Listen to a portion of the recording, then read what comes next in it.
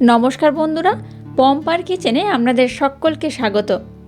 আজকে এই নারকেলটা দিয়ে দুর্দান্ত একটা ইউনিক রেসিপি আপনাদের সাথে শেয়ার করব। এই রেসিপিটা যদি আপনারা একবার দেখেন তাহলে অবশ্যই বাড়িতে একবার হলেও ট্রাই করতে আপনাদের মন চাইবে। আজ বানাবো নারকেলের পুডিং। এটা দেখতে যেমন সুন্দর, খেতে তেমনই অপূর্ব। আর একটা কথা, নারকেলের গায়ে এই যে অংশটা আপনারা দেখতে পাচ্ছেন, এটা কিন্তু ফেলে দেবেন না, এটা গাছের গোড়াতে দেবেন, গাছের জন্য খুবই উপকার। তাহলে চলুন কথা না বাড়িয়ে শুরু করা যাক আজকের রেসিপি। নারকেলের পুডিং বানানোর জন্য এখানে আমি একটা নারকেল নিয়েছি। নারকেল কোরানো ঝামেলা ছাড়া কিভাবে নারকেলটা কুড়ানো যায়, আমরা তো কুড়ুনি দিয়ে নারকেল কোড়াই, সেই কুড়ুনির সাহায্য ছাড়াই নারকেলটা আজকে আমি কুড়িয়ে নেব। কিভাবে আপনাদেরকে দেখিয়ে দিচ্ছি। একটা স্ক্রু ড্রাইভার নিয়েছি, আর দেখুন নারকেলের 3টে চোখ রয়েছে। 3টে চোখের মধ্যে দেখবেন একটা চোখ নরম থাকে, সেই চোখটাকে এইভাবে একটু ছাড়িয়ে নিতে হবে। খুব সহজে কিন্তু কোনো ফাটানো বা কুড়ুনি দিয়ে কোড়ার ঝামেলাই হয় না। এইভাবে যদি নারকেলটা ছাড়িয়ে নেন, আর খুব সহজে নারকেলটা ফাটানো বা কোড়ানো যায়। এর আগে আপনাদের সাথে আমি নারকেল কুড়ানোর একটা ভিডিও শেয়ার করেছিলাম, আমরা দেখে নিতে পারেন, ডেসক্রিপশন বক্সে আমি লিঙ্ক দিয়ে দেবো। আজকের আমি এইভাবেই নারকেলটা কুড়িয়ে নেব একইভাবে। তো তার ছোট্ট করে আমি আপনাদের এখানে শেয়ার করছি। দেখলেন তো কত সহজ, এটা ফুটো হয়ে গেছে, দেখুন মুখটা। এবার এখানে যে জলটা আছে সেটা আমি বার করে নেব। একটা পাত্র নিয়ে নিলাম, আর এখান থেকে জলটা কিভাবে আমি বার করি দেখুন, কত সহজে জলটা বার হয়ে যাচ্ছে। দেখুন নারকেলের জলটা আমি সম্পূর্ণ বার করে নিয়েছি। এবার এই স্ক্রু ড্রাইভারটা এর মধ্যে দিয়ে দিলাম। এবার আমি পরের স্টেপ আপনাদেরকে দেখিয়ে দিচ্ছি।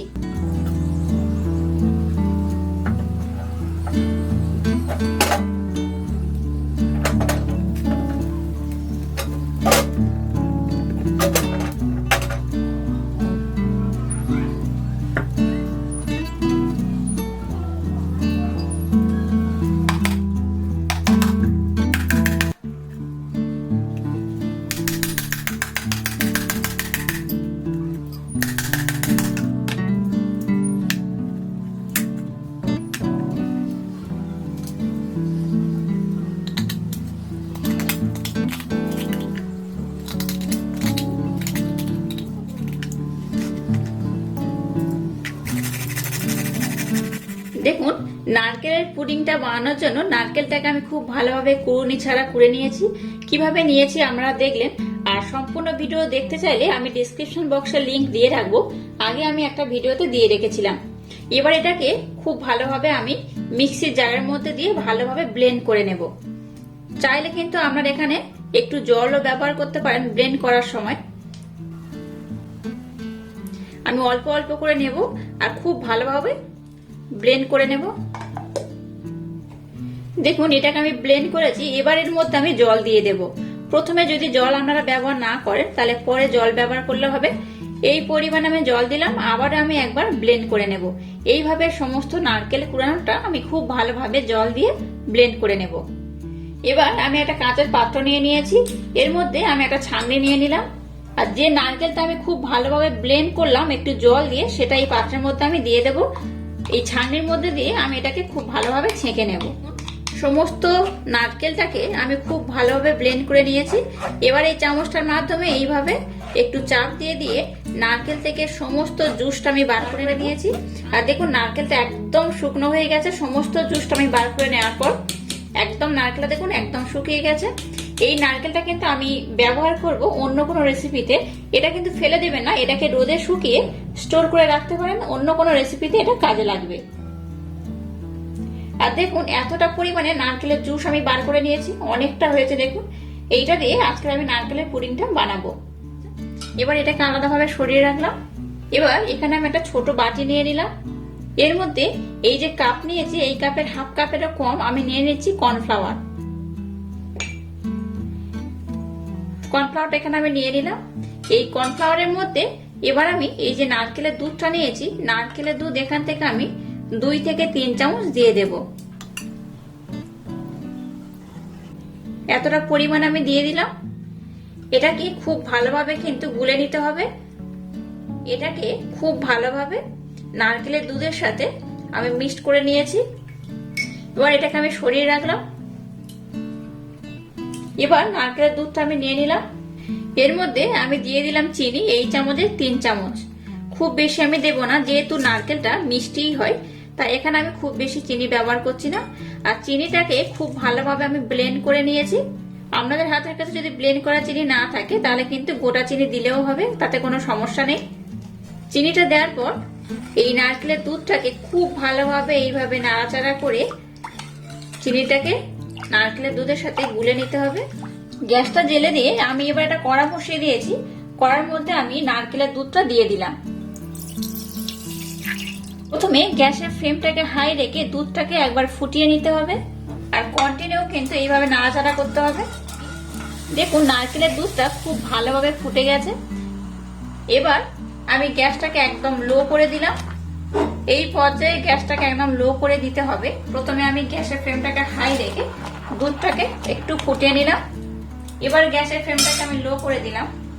এবার নারকেলের দুধ আর কর্নফ্লাওয়ার দিয়ে যে মিশ্রণটা আমি বানালাম সেটাকে আরেকবার খুব ভালোভাবে এইভাবে একটু নাড়াচাড়া করে নিলাম, যাতে কর্নফ্লাওয়ারটা নিচে না বসে থাকে।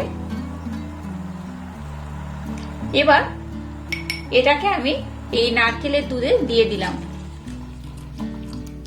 গ্যাসের ফ্লেমটাকে লো রেখে এটাকে কন্টিনিউ নাড়াচাড়া করতে হবে, নতুবা কিন্তু নিচে বসে যেতে পারে, আর নিচে বসে গেলে এটা কিন্তু খুব একটা ভালো হয় না। এটাকে কন্টিনিউ নাড়াচাড়া করতে হবে এইভাবে।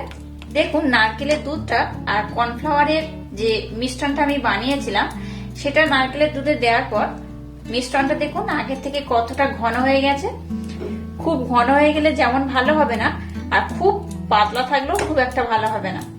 দেখুন এর মধ্যে কোনো লাম্পস বা কোনো বাবলস কিছুই নেই, আর কোনো কিছুই ডলা পাকিয়ে নেই। দেখুন একদম মসৃণ হয়েছে। আর ঘনত্বটা একবার দেখুন, এইরকমই ঘনত্ব হবে।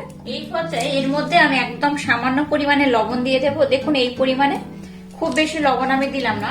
লবণটা দেওয়ার পর আবার এটাকে খুব ভালোভাবে নাড়াচাড়া করতে হবে। লবণটা দিলে কি হয়, এই যে পুডিংটা বানাচ্ছে টেস্ট কিন্তু অনেকটাই বেড়ে যায়। এটা একদম রেডি হয়ে গেছে, আর কত সুন্দর দেখতে হয়েছে। আর এর ঘনত্বটা একবার দেখে নিন, ঘনত্বটা কিন্তু এরকমই হবে, খুব পাতলা বা খুব মোটা হলে কিন্তু হবে না, এই ঘনত্ব থাকবে। এবার আমি গ্যাসটাকে বন্ধ করে দিলাম। এবার দেখুন আমি একটা কাঁচের বাটি নিয়ে নিয়েছি। এই বাটির মধ্যে আমি ভালোভাবে একটু ঘি লাগিয়ে দিলাম চারধারটা। আপনারা চাইলে ঘির পরিবর্তে বাটার লাগাতে পারেন, কিন্তু এখানে ভুলেও তেল লাগাবেন না। তেল দিয়ে করলে কিন্তু খুব একটা ভালো হবে না। আমি এখানে চারদিকে ঘি লাগিয়ে দিলাম। এবার যে ব্যাটারটা বানালাম সেই ব্যাটারটা আমি এই পাত্রের মধ্যে ঢেলে দেব। দেখুন সবটা আমি এর মধ্যে ঢেলে দিয়েছি। এবার এটাকে একটু ভালোভাবে ট্যাপ করে নেব। এটা প্রথমে আমি রুম টেম্পারেচারে রেখে ঠান্ডা করে নেব, তারপর আমি এটাকে ফ্রিজে রাখবো 2 থেকে 3 ঘন্টার জন্য। দেখুন নারকেলের পুডিংটা কত সুন্দর হয়েছে। এটাকে আমি 2 থেকে 3 ঘন্টা ফ্রিজে রেখে দিয়েছিলাম, নর্মাল ফ্রিজে। তারপর আমি আপনাদেরকে দেখাচ্ছি কত সুন্দর হয়েছে। দেখুন একদম বসে গেছে। খুব সহজে এটাকে আমি কিভাবে একটা পাত্রের মধ্যে উঠিয়ে নিয়ে একবার দেখুন। আমি একটা পাত্র নিয়ে নিয়েছি, এর মুখে দিয়ে দিলাম। এবার খুব সাবধানে এটাকে উল্টে দিতে হবে। এইভাবে একটু চাপ দেবেন, দেখবেন এটা খুব সুন্দরভাবে উঠে আসবে। এই দেখুন কত সুন্দর হয়েছে। আর পাত্র দেখুন একদম পরিষ্কার।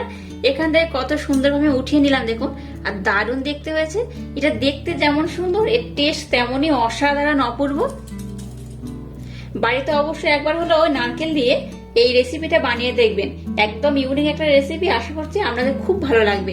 এবার এটাকে আমি একটু ডেকোরেশন করে দেব। ডেকোরেশন করার জন্য আপনারা বিভিন্ন রকমের যে কোনো ড্রাই ফ্রুট ব্যবহার করতে পারেন। আমি একটা চেরি ফল নিয়েছি, চেরি ফলটাকে এই মাঝখানে আমি একটু বসিয়ে দিলাম।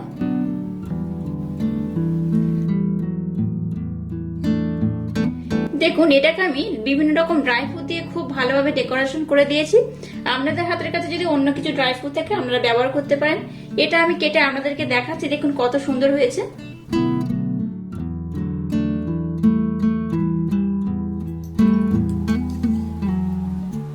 এই দেখুন কত সুন্দর হয়েছে। দেখুন কত লোভনীয় আর কত সুন্দর দেখতে হয়েছে, একদম অপূর্ব, অসাধারণ।